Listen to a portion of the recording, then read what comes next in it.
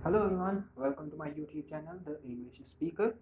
Today we will discuss my earthquake experience in Tokyo. It is a real life story of professional photojournalist Andrew Petrus.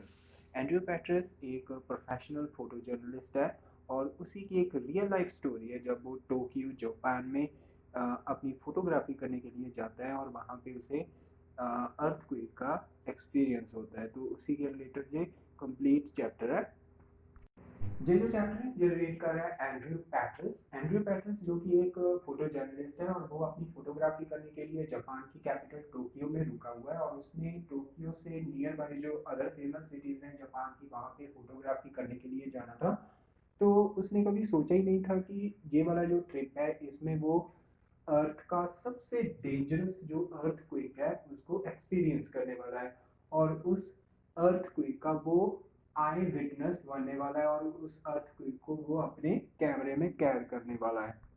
So it was the 11th मार्च 2011 जिस दिन इस earthquake ने Japan को hit किया।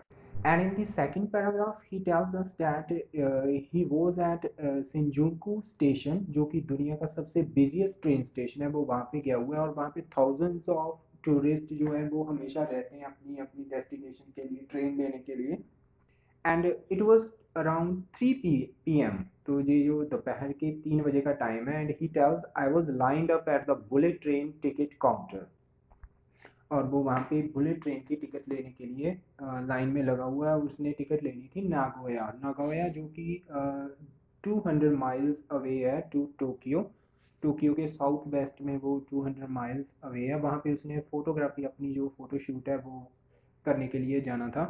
It was then that I felt the ground move under me slightly, तो तब उसने realise किया कि मेरे पैरों के नीचे से जो ग्राउंड फ्लोर है वो हिल रहा है और ये ज़्यादा नहीं हिल रहा था। इट वाज जस्ट स्लाइट, ये हल्का सा ही था और like others people are there उन्होंने इस चीज़ को इग्नोर कर दिया, तो उसने भी एंड्रयू पैटर्स ने भी इसको इग्नोर कर दिया।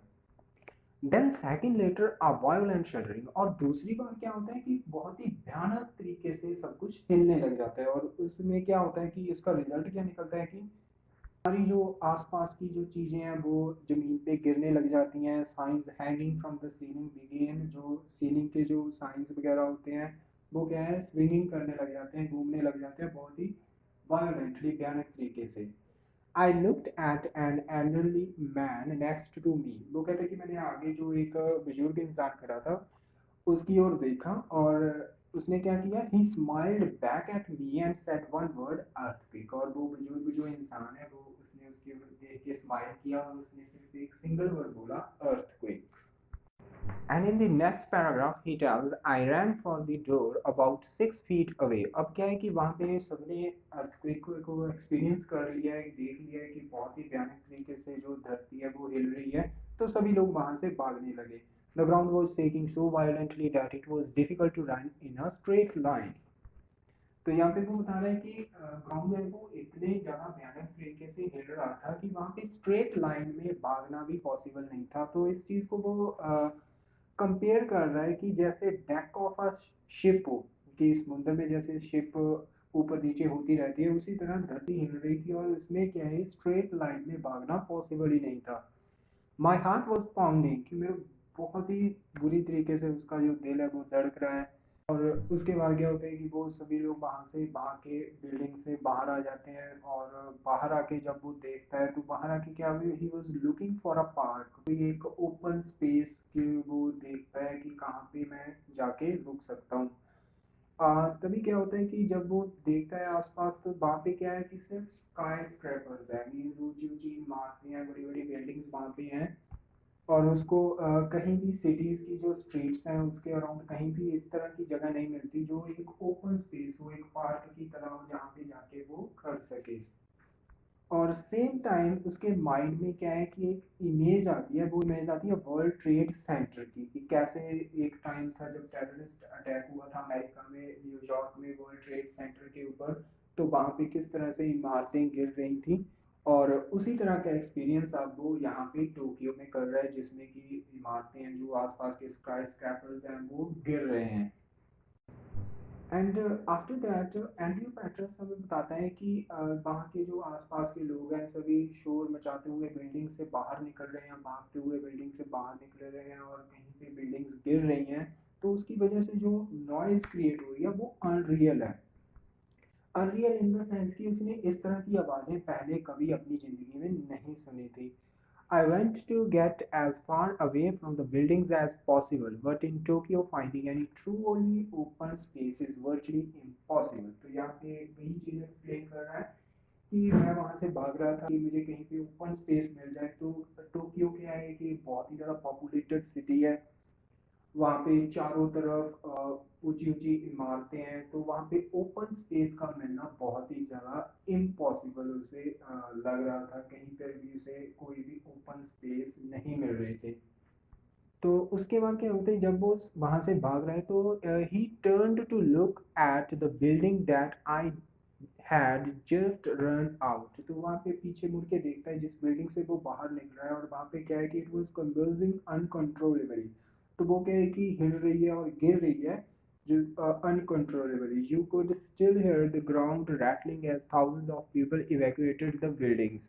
और बिल्डिंग में से क्या है थाउजेंड्स ऑफ पीपल को इवैक्यूएटेड किया जा रहा है, और वो खुद इवैक्यूएटेड हो रहे हैं। कि इवैक्यूएटेड मीन्स कि उनको डेंजरस जगह से निकाल के कहीं पे सेफ जगह पे लेके जाना, that's evacuated the buildings. I started to shoot photos of everything that was happening. और वहाँ पे उसने क्या किया, because he is a photographer, तो उसने रियलाइज किया कि मुझे सब कुछ शूट करना चाहिए। तो उसने अपना कैमरा वगैरह निकाला और सब कुछ शूट करना स्टार्ट कर दिया। और उसके बाद क्या जब उसने शूट कर लिया और तो वो एक पार्क में चले जाता है, वहाँ पे कुछ घंटे वहाँ पे रुकता है, 2 hour around as did almost everyone else. तो जैसे सब ने ऐसे ही किया। During this time the ground continue to travel. और इतने समय तक जो धरती है वो हिलती रही, कभी ज़्यादा थी कभी कम थी इस तरह से।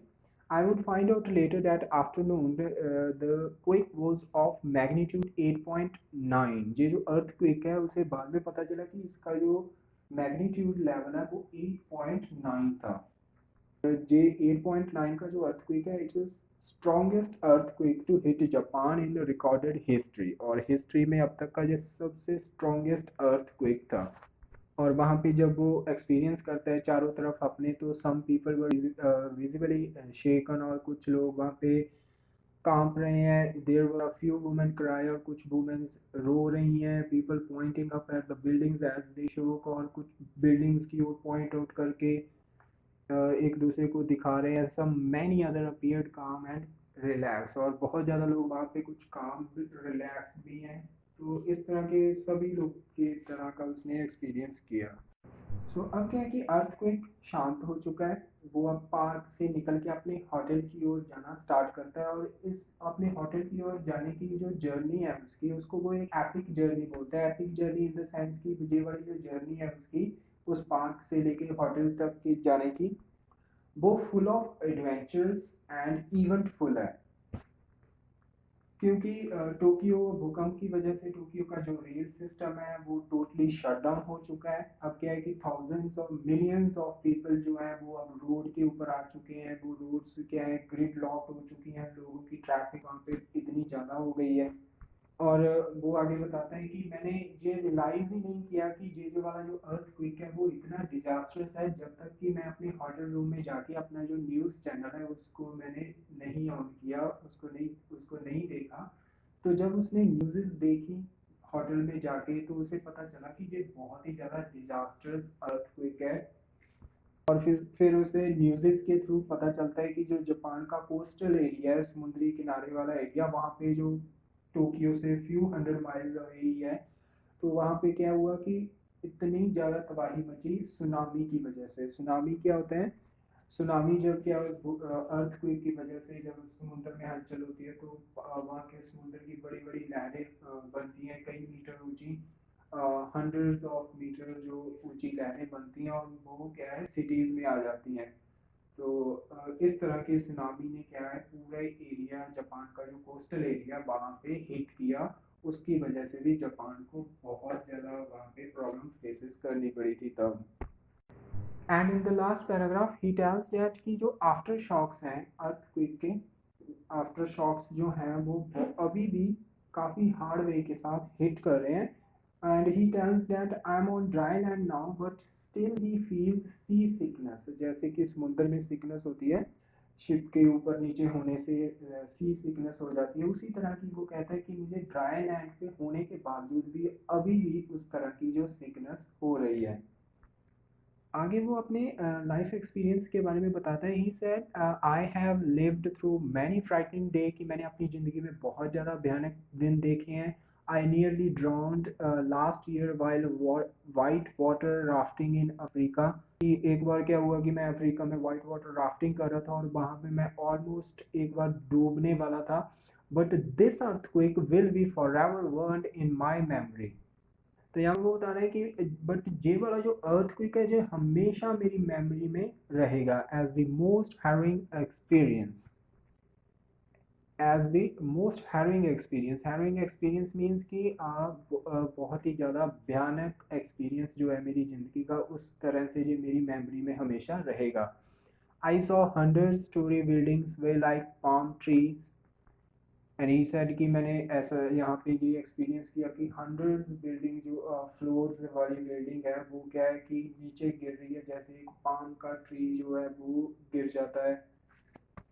And in the last he said now I think I have seen it all, और अब लास्ट पे वो बताता है कि मैंने ये इतना सब जहाँ पे एक्सपीरियंस कर लिया तो मुझे ऐसा लग रहा है कि इस जो अर्थक्वेक हुआ है मैंने पूरी तरह से देख लिया है, इससे ज़्यादा भयानक अर्थक्वेक कोई और हो ही नहीं सकता, और ये दुनिया का अब तक का रिकॉर्ड किया गया हुआ सबसे भयानक अर्थक्वेक है।